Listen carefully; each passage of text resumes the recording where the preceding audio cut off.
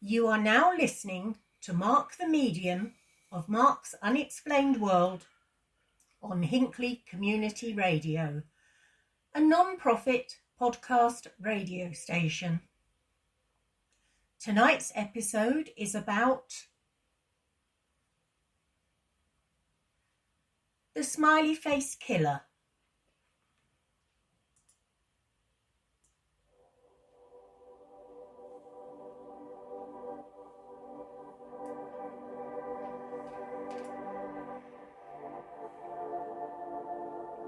The smiley-faced killer is a theory put forward by retired New York City detectives Gannon and Anthony Duarte, along with criminal justice professor and gang expert at St. Cloud State University, Dr. Lee Gilbertson.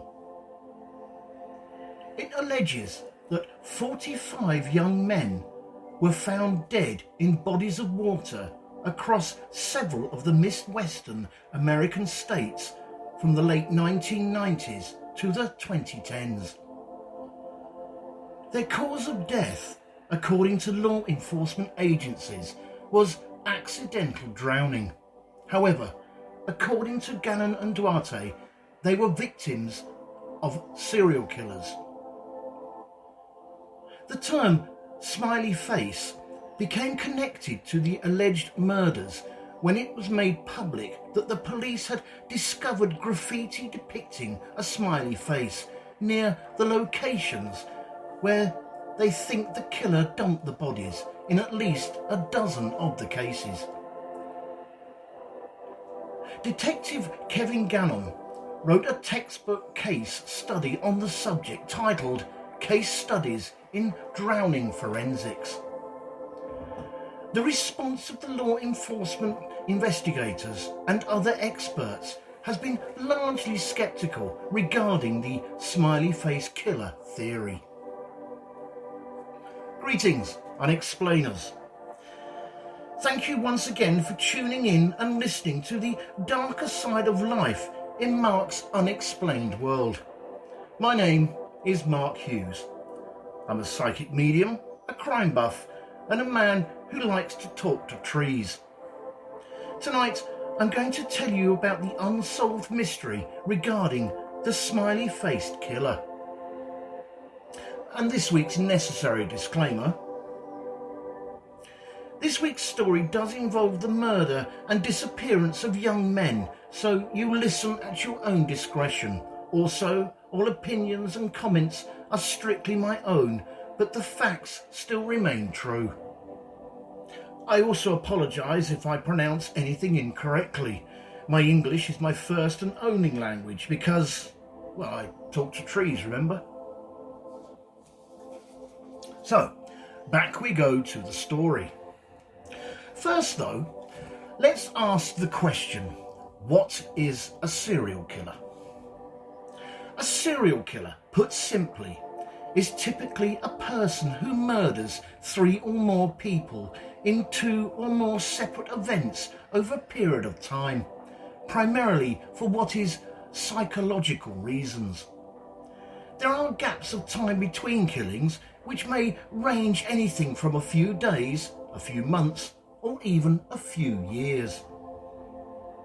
The most prolific modern serial killer is arguably Dr. Harold Shipman, with at least 218 probable murders. However, it is believed that he may have killed up to as many as 250 people. Despite this, he was only actually convicted of 15 murders in total.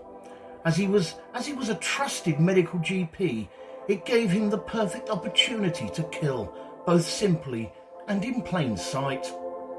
Shipman eventually died by suicide whilst in prison.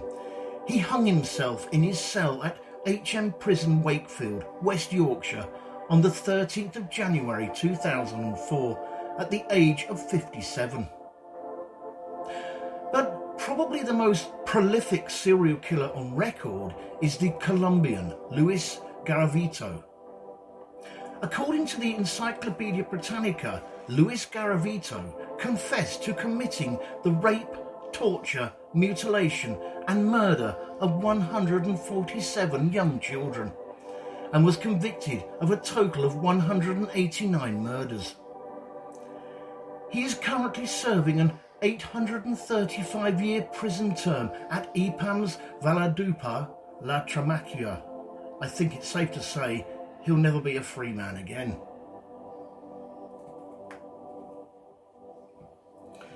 But let's be honest, serial killing must be very hard work.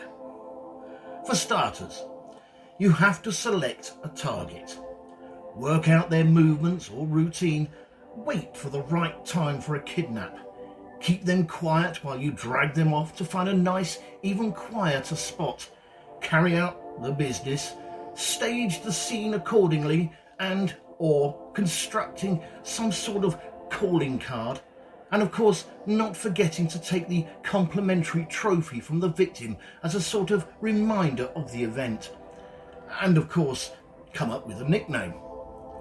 You must have a catchy nickname. Lots of serial killers have nicknames: the Green River Killer, the Yorkshire Ripper, Jack the Ripper, the Zodiac Killer, and the Son of Sam, to name but a few. These nicknames usually come from detailed links to their crimes that is usually picked up from the tabloid press, with the smiley face killer being no different. The smiley face killer story all began in 1997. That year, Fordham University student Patrick McNeil walked out of a bar called the Dapper Dog, which was located in New York City on the Upper East Side, and then he just disappeared. According to some witnesses, Patrick McNeil became extremely intoxicated. This was noted mainly due to him throwing up in the bar's bathroom and talking to people who weren't actually there. So, Patrick decided to go outside and wait for his ride home with a friend. After waiting for a while and the friend failing to turn up, he decided to start walking towards the nearest subway station. However, witnesses also noticed that he was followed by a van that had been double parked on the street outside the bar. This was the last time Patrick McNeil was seen alive.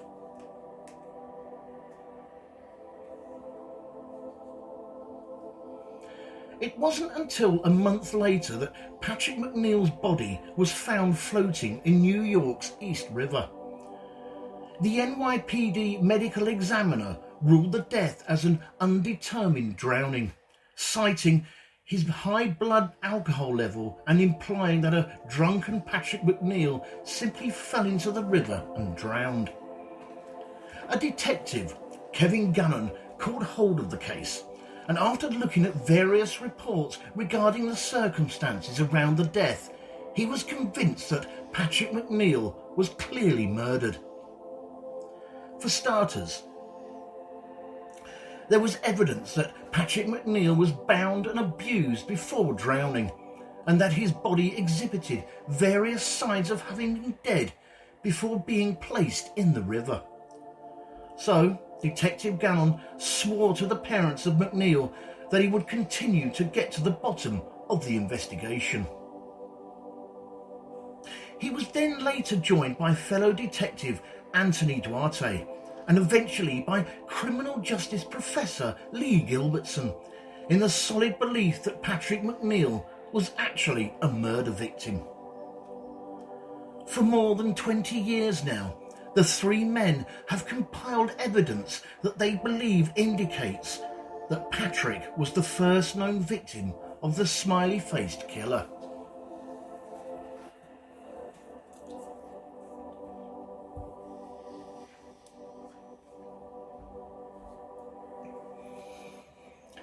While investigating the growing number of deaths involving similar young men, the trio were more and more convinced that they were all linked to a single serial killer or killers.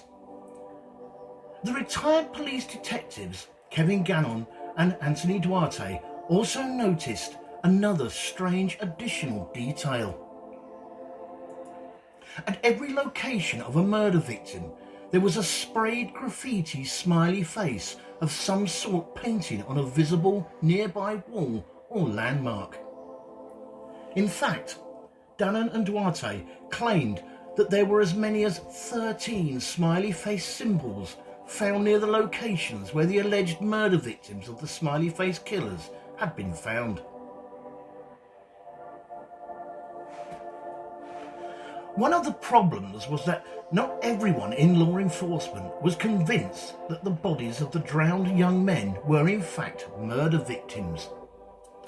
I think the reasons detectives Gannon and Duarte's colleagues were sceptical were: 1. The smiley face is actually one of the most common graffiti tags in the USA, if not the world, and 2.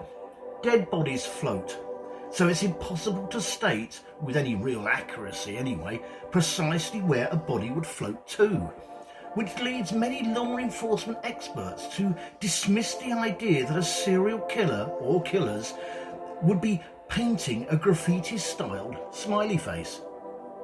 However, when it came to the graffiti smiley faces, detectives Gannon and Duarte noted that there was a significant style and format to them, and even an apparent date of application.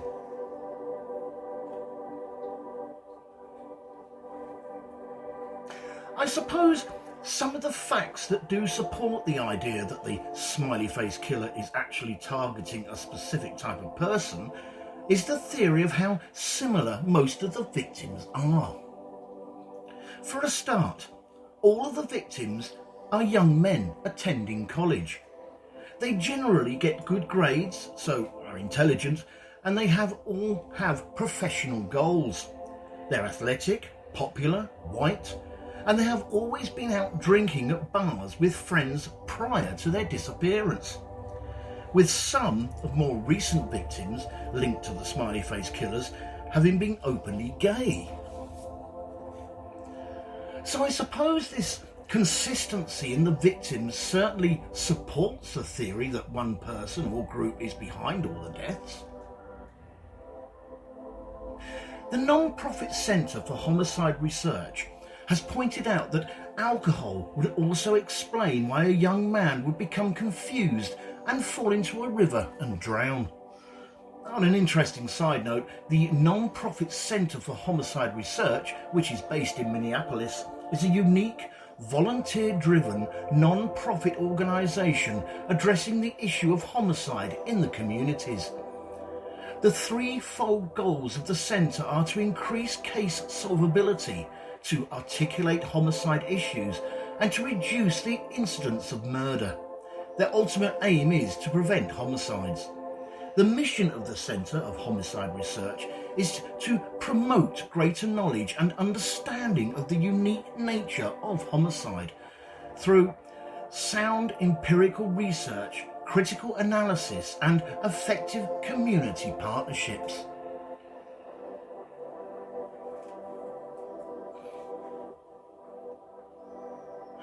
Statistics have shown that it is more likely for young men to engage in risky behaviours, especially when alcohol is involved. Youth. In short, since binge drinking and going home alone is not uncommon for young men, it's not surprising that they are overrepresented in drowning deaths. Still, the idea that a serial killer is going after young, popular students with bright futures is pretty scary and definitely adds to the compelling nature of the smiley face theory. After a short break, we'll look at more evidence for and against the alleged smiley face murders.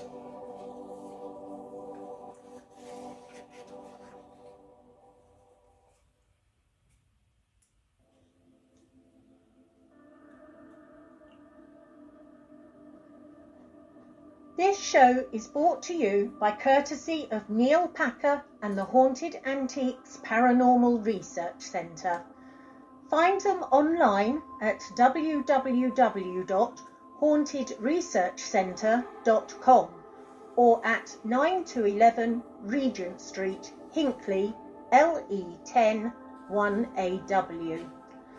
Open Saturdays from 10 AM to 4 PM for guided tours of the haunted rooms at just £3 per person. Booking is essential at all times and over 16s only, unless accompanied by an adult. The haunted rooms are extremely haunted, and paranormal activity could, and has, taken place at any time. Some areas and particular objects or items can be quite scary and unnerving. Why not pay them a visit to see for yourself? Membership is available for £25 to qualify for selective discounts, and why not download the app, available on both iOS and Android, for only £3.99 to keep you up to date with what's coming up at the centre. Fright Nights was established in 1999 and was the first company in the world to offer overnight ghost hunt experiences to the general public, pioneering paranormal events since the last century. Now, over 23 years old, hundreds of ghost hunts join Fright Nights every month for the most thrilling ghost hunting experience worth remembering. If you have never been on a ghost hunt before, then why not join them on an event to see what it's all about? Fright Nights currently operate at hundreds of the UK's most haunted and exclusive venues with their teams of experienced paranormal investigators, mediums and psychics. You are guaranteed a quality night of ghost hunting unequalled by any other company. They have a VIP members club for regular returning guests, offering discounts and exclusive event invitations. And they can host private events for you and your friends, clubs or work colleagues. They have also expanded their new Friends of Fright Nights pages with many more new things to come. So why not book early with a small deposit so you don't miss out? The balance is due 28 days prior to the event. Contact them on 07852 998 628 or email at frightnightsevents@gmail.com. That's FRIGHTNIGHTSEVENTS@gmail.com. Or why not visit their website www.frightnights.co.uk, where you can see the many locations they investigate and learn a lot more about them and the opportunities they have available. You can also visit their many social media sites for up-to-date information on all the places they have been to and what's coming up in the future. They look forward to seeing you soon. Fright Nights Ghost Hunting Events. Remember, only the original will do.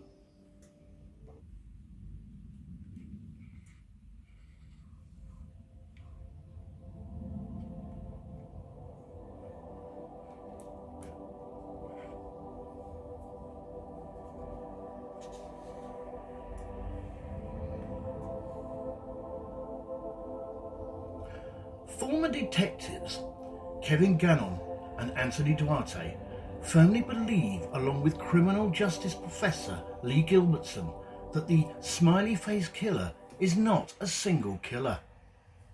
They believe that the smiley face killings are in fact being conducted by a larger coordinated group of people, and that there may be more than 1,000 people involved, broken up into cells of 12 to 15 members in different cities.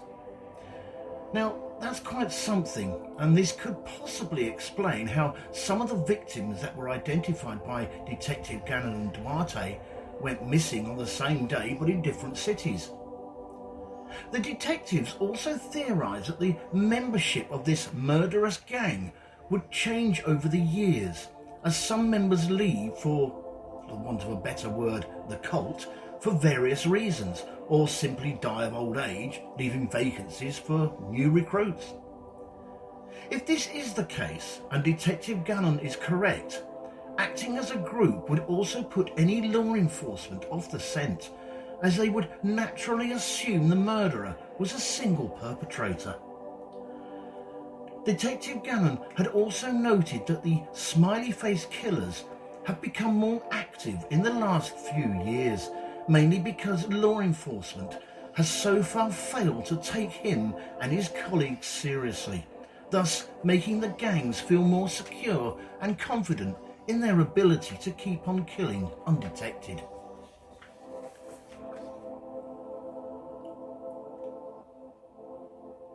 According to the investigators' database, based on the profile the detectives developed and the physical characteristics of the crime scenes, it identifies about 335 possible smiley-face killer victims.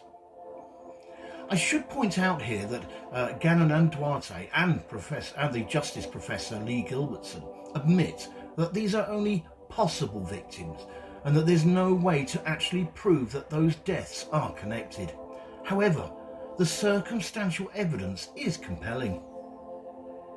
All the victims in the database exhibit many characteristics that hint that they spent a significant time outside of the water before being discovered, and many of the various post-mortem examinations show similar toxicology reports with the presence of land insects that wouldn't be found in the water.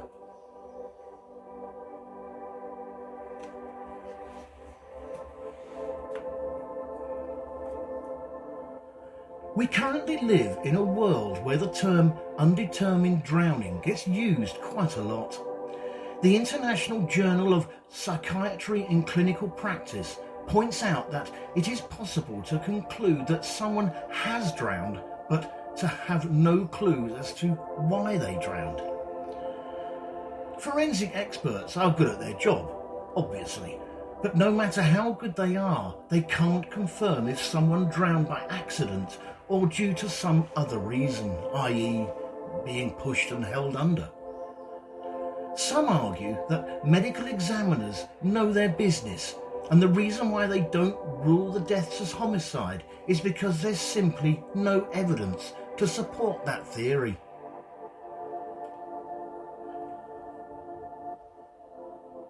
Detectives Kevin Gannon and Anthony Duarte believe nearly all the cases that have been ruled either accidental or undetermined drownings are connected to the smiley-face killer. The use of the word undetermined usually means there is no clear evidence of foul play. Gannon and Duarte argue that the circumstantial similarities between the crimes and the physical evidence suggests that the drownings weren't accidents. For example, some of the victims have been found weeks after they disappeared, but appear to have only been in the water for a much shorter time. If these cases were classified as homicides, the police would have no choice but to carry out further investigations.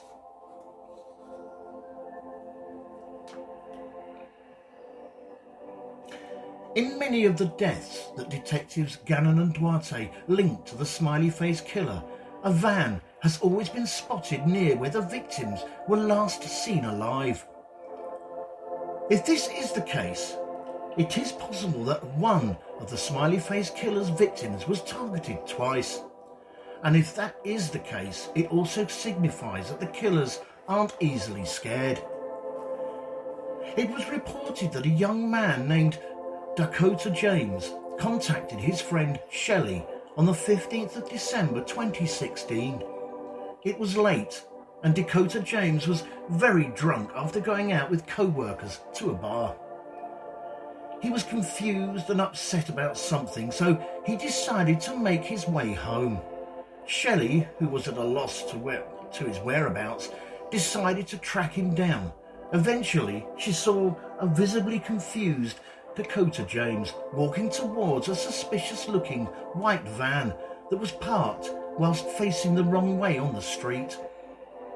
Shelley quickly intervened and managed to steer Dakota home safely. A few weeks later, Dakota James once again went out drinking with some friends, only this time he disappeared.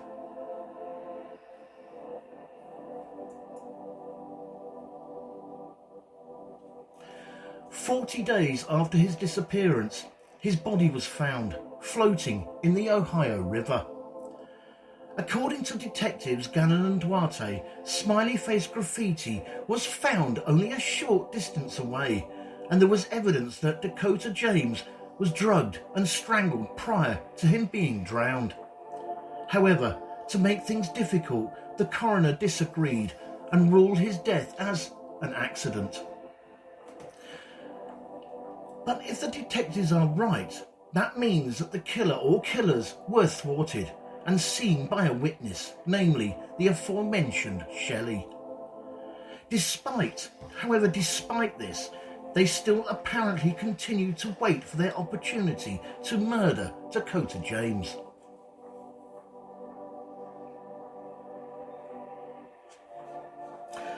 While the NYP detectives Kevin Gannon and Anthony Duarte, along with the criminal justice academic Lee Gilbertson, have compiled an impressive amount of evidence that implies that hundreds of drowning victims were actually murdered by a cabal or group of serial killers working as a team, it is all classed as circumstantial evidence. There is no direct evidence that these deaths are linked, much less caused by a single group of killers or one individual. In fact, in 2008, after Gannon and Duarte's investigation had been going on for more than a decade, the Federal Bureau of Investigation, FBI, decided to take a look. Their conclusion was that they found no link between the deaths, and that most of the drownings were in fact accidental. In 2010, the aforementioned non-profit Centre for Homicidal Research performed an in-depth study of the smiley face killings. They concluded that it was little more than just a conspiracy theory.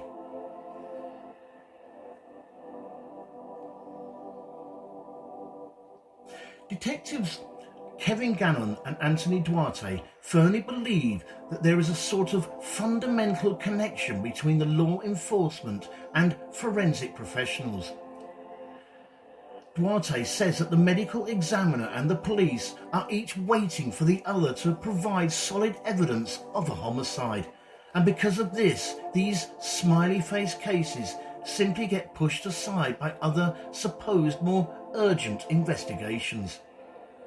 The evidence of any homicide is never officially collected, and as a result, everyone simply accepts that the drownings were accidental.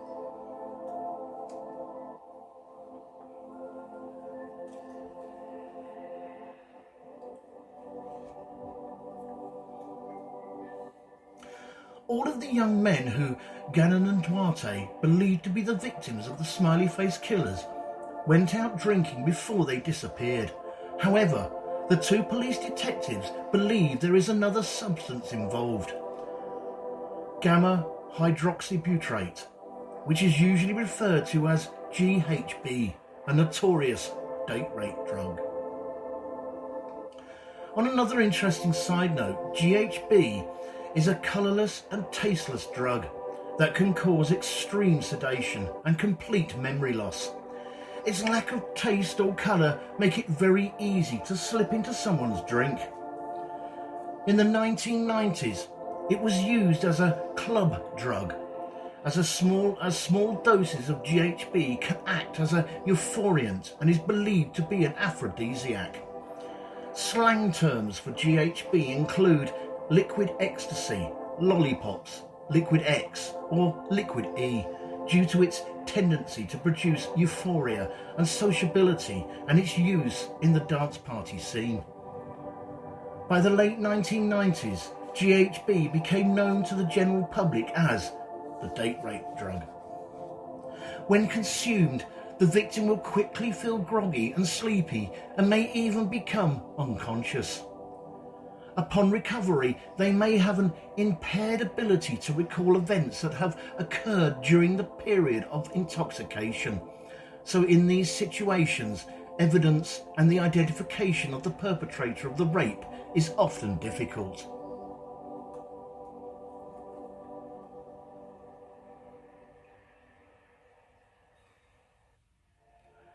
GHB has been found to be present in about 30 of the drowning victims linked to the smiley face killers. However, Gannon and Duarte think the number is much, much higher.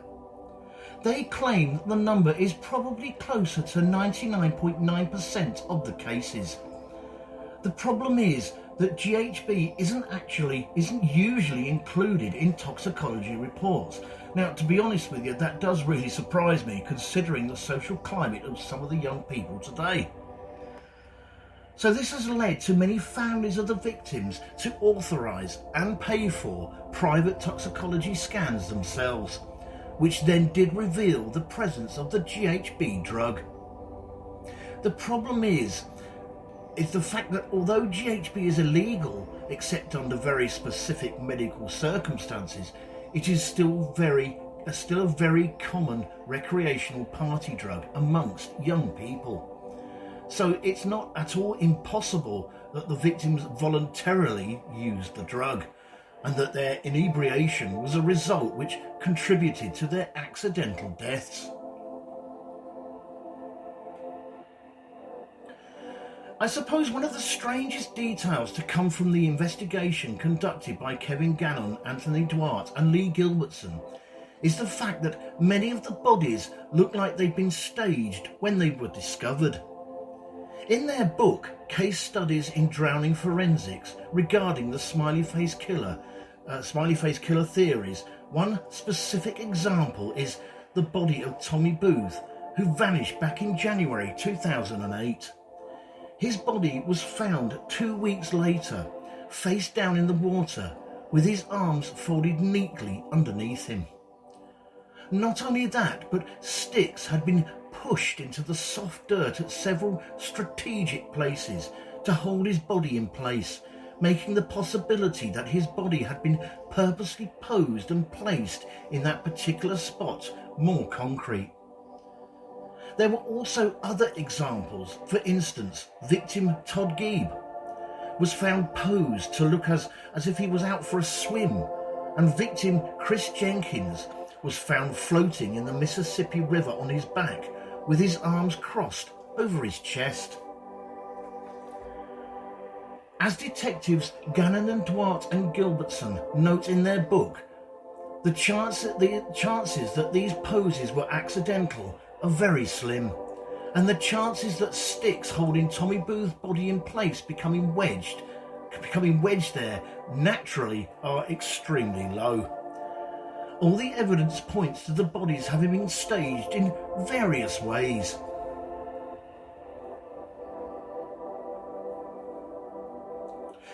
If the smiley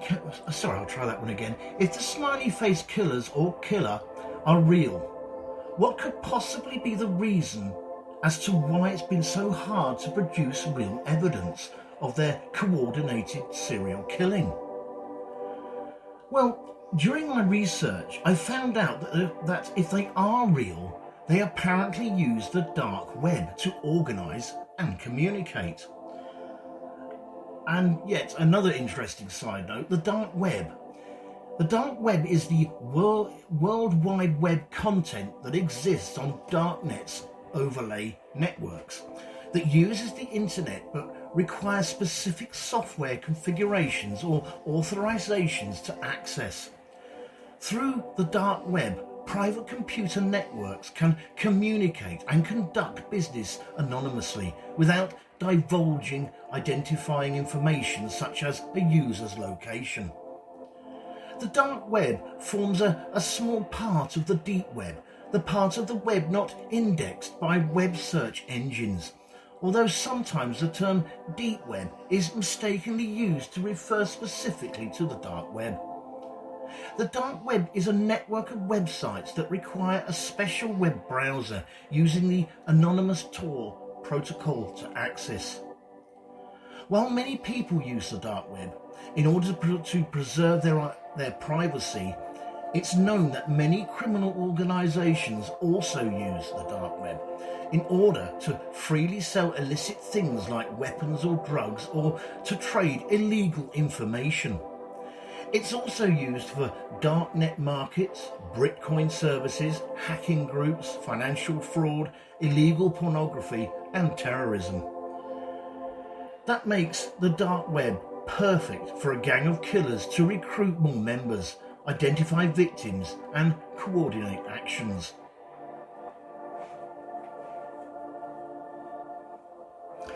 According to Detective Kevin Gannon, he and his fellow investigators did once get close to one of these dark web websites.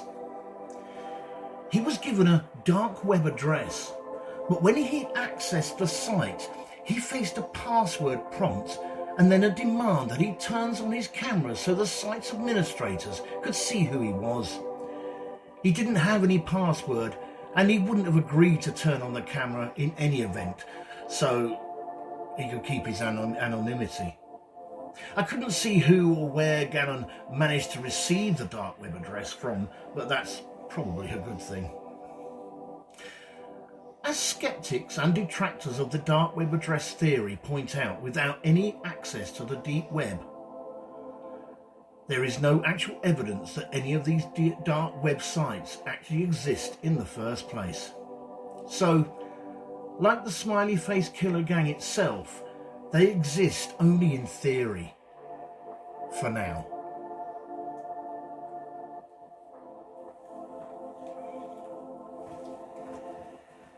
Thank you all for taking the time out to listen to this episode of Mark's Unexplained World. Our next episode, show 55, we are going to be looking at Linda Hazard, the Starvation Doctor. Linda Laura Hazard, otherwise known as the Starvation Doctor, was an American quack, swindler and convicted serial killer, noted for her promotion of fasting, pummeling and hour-long enemas as treatments. In 1911, Hazard was found guilty of manslaughter in the state of Washington and was sentenced to 2 to 20 years of hard labour for killing, by starvation, at least 15 people for financial gain at a sanatorium she operated near Seattle in the early 20th century. She was released on parole after serving only 2 years, and later, for unknown reasons, received a full pardon in 1916.